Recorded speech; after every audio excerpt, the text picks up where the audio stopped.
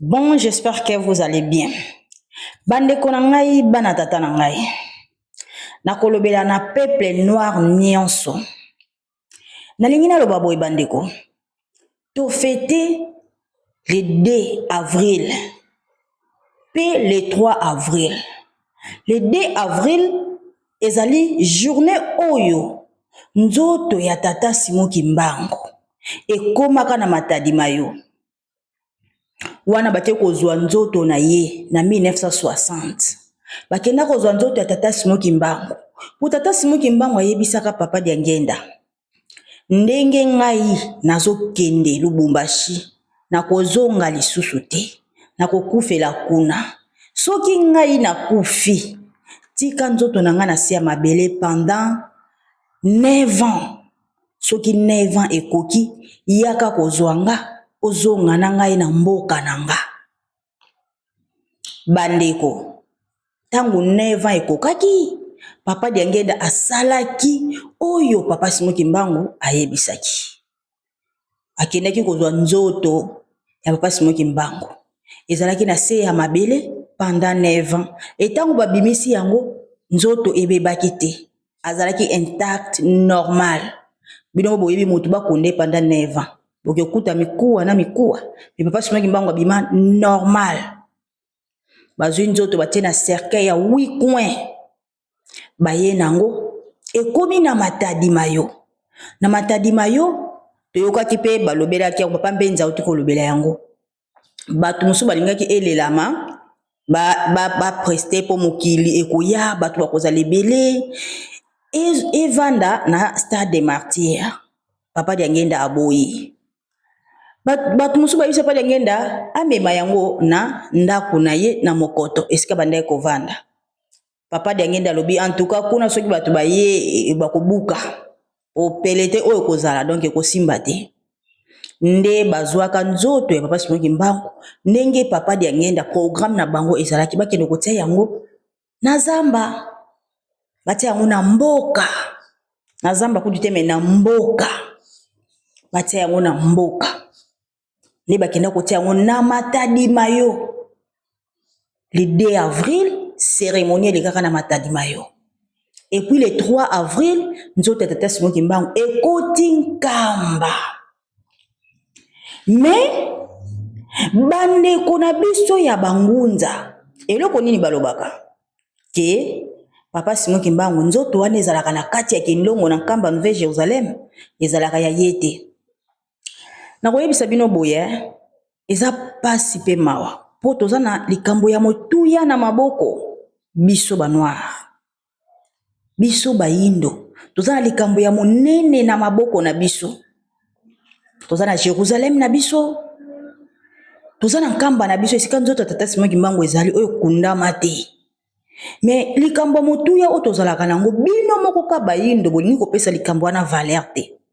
Batu mususu oyo ezalaka na mboka moko bona Congo Central oyo ezalaka wapi batu mususu oyo ekenda na mai batu mususu bindele bakenda nango. Pourquoi tout ça?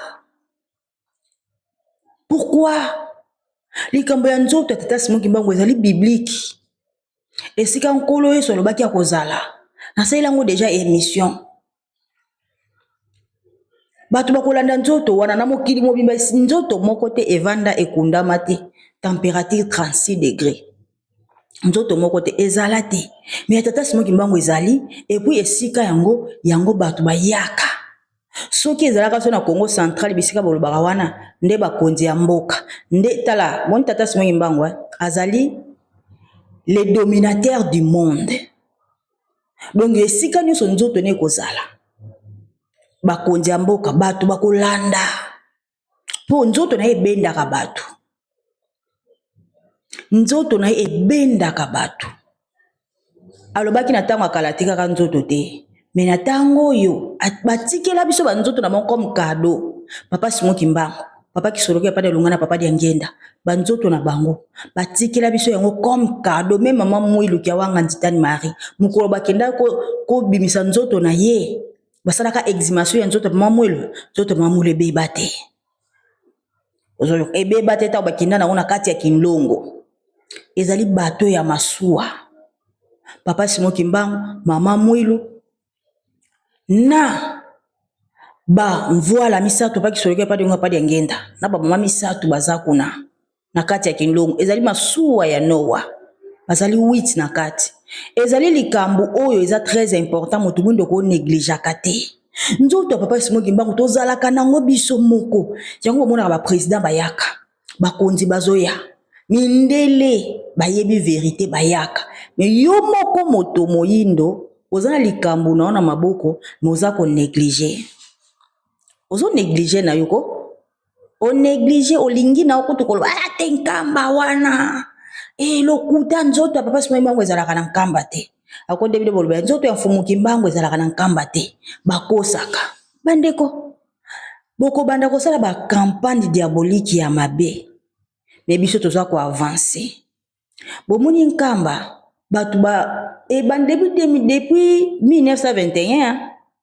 batu babundisa yango esimba te ebongo lelo kaka ndenga zana kati ya Kinlongo aza pe na bomoya aza na biso elongo bino bomona évolution ya nkamba te tala lelo papa de ngenda loba na ye tangu tata na biso ko vanda na kiti na ya bokonzi akosala ya mingi makambo ko ya lisusu ebele makambo ko changer lelo papa Simon Kimbangu avanda na biso journée les 6 avoué comme chômé et payé na matadi mayo esika nzoto tata Simon Kimbangu evanda ki batie nini projecteur ya munene ba bongisi yango donc ya mpule ya makasi za kopela côté wana nyonso na matadi mayo do muta côté ka wana te eza signe po balobaki bisika nyonso papa Simon Kimbangu aleka bakotonga wana bisika nyonso atika ba signe na ye bakotonga yango lelo bakonzi ya mboka bakeko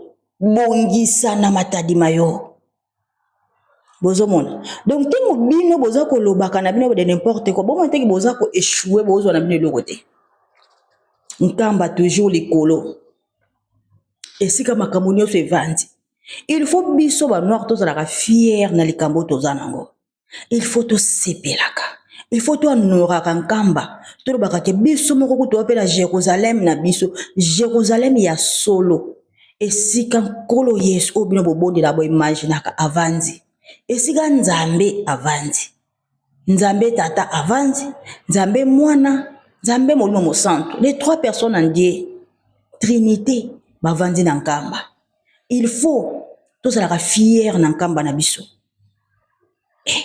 bino bolinga bofutaka ba avion bokendaka na Jérusalem oyo ba prépara na bango ngo eloko moko donc ya lokuta kaka eloko moko ezalaka nango solo te eloko moko ezalaka nango fondé Jérusalem a solo ezana yo nzoto tata Simon Kimbangu ezana kati mais bino boboya yango bino tango bozo boya biso toza ko avancer bomoni nkamba lumière etikalaka na nkamba bangunza nyonso bagangaka batiaka minoko wana bayokanaka lisusu te tata na bango kutu ande kotomboka makasi ye wana kenda kufa nkambe etikala kaka et puis bato nyonso baza koloba lelo ke nzoto tata Simon Kimbangu ezalaka na nkamba te boko omunika ndenge bozoyaka na baloyenge suka boko sila boko avansaka te boko ganyaka eloko te boko s'en sortir te po te tango yo ozobundisa nkamba nde okomitia na pasi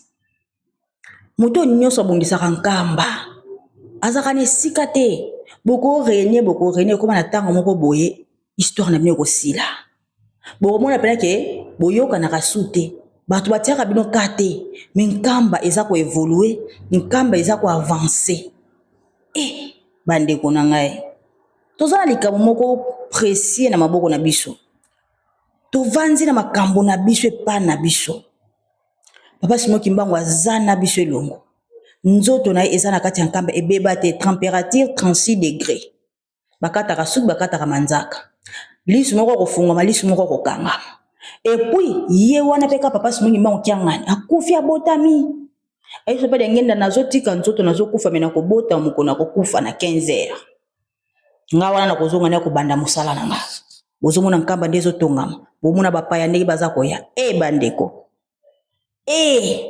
bozomona niveau nkamba ekomeli te sosola ok tika distraction donc tika vraiment